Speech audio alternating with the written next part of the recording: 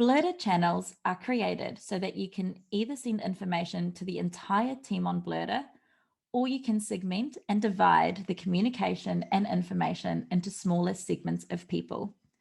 Based off the idea of radio channels, it shows that you can divide the groups into smaller segments, again giving them the right information at the right time. Within Blurter, when you create an event, you receive two default channels. The first is the Everyone channel. The Everyone channel has been created so that everyone on Blurter can be collected into or consolidated into one space.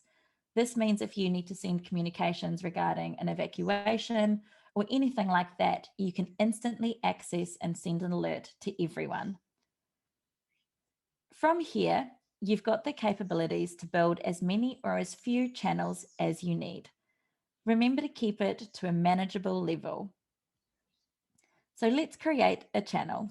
I'm going to hit add at the bottom here and then create channel. We're going to call this the operations channel. Select a code, which is those 3 letters that you'll see at the bottom on the left-hand side.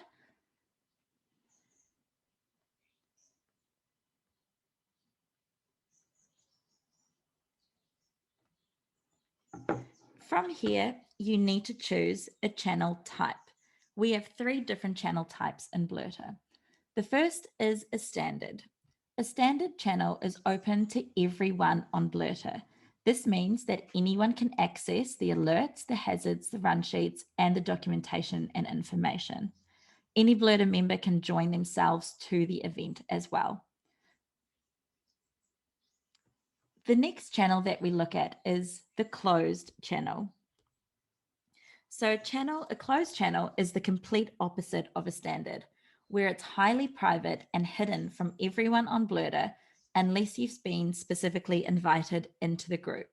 That means that all your alerts, hazards, run sheet items, incidents, all of that is kept in a safe and private space unless someone has been invited in.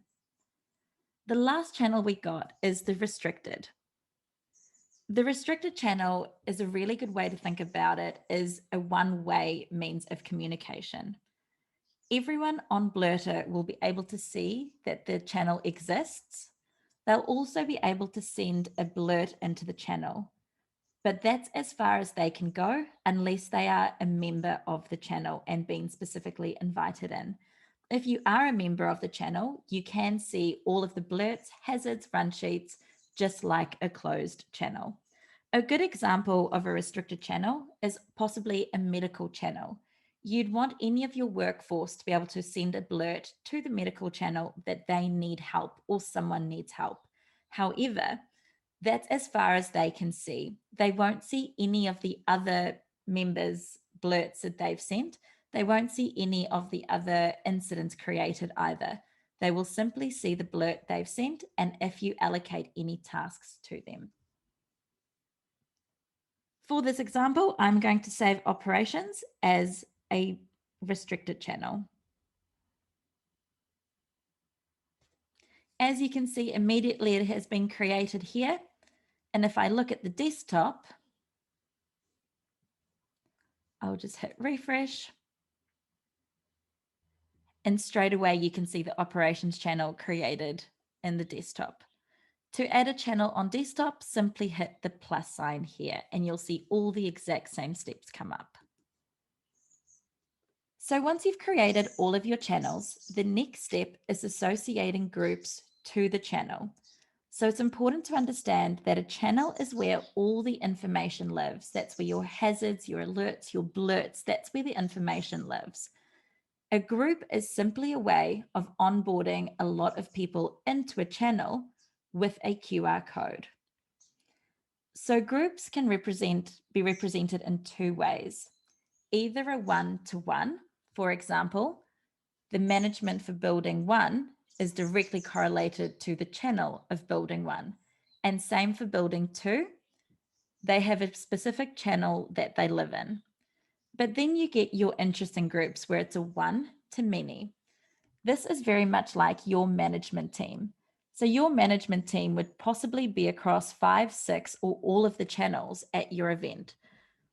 What a group does is it means that you can connect them to the channels at the right permission level, but they only need the one QR code to be added to all of them. So Blurter will automatically generate a QR code for you. That's not something that you need to do. Simply download it and send it in an email or pop it on a poster to distribute it. So again, if we look here at the management channel, we can see that they've been assigned to 5 or 6 different channels, and all in different permissions and different channel types. So again, if we look at a channel and a group, a channel is where all the information lives, and then the group is simply how you onboard people into the channel. And it just means that you don't have to do it in a manual process, adding people one by one, because we know that you're busy enough dealing with your event operations. To add a group, we can go operations as per our channel.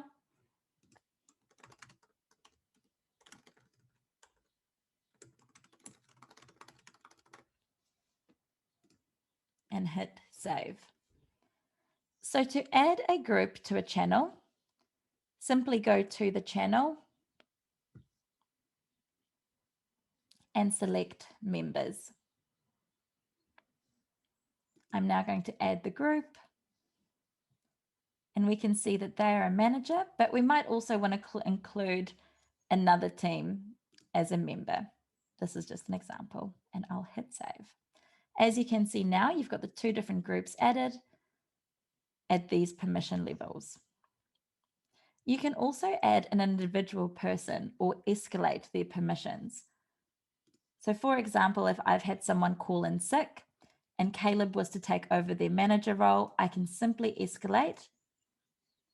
And now Caleb will have all of the permission sets that a manager does. Now that you know how to create channels and groups, why don't you try some of your own? And we'll see you next time.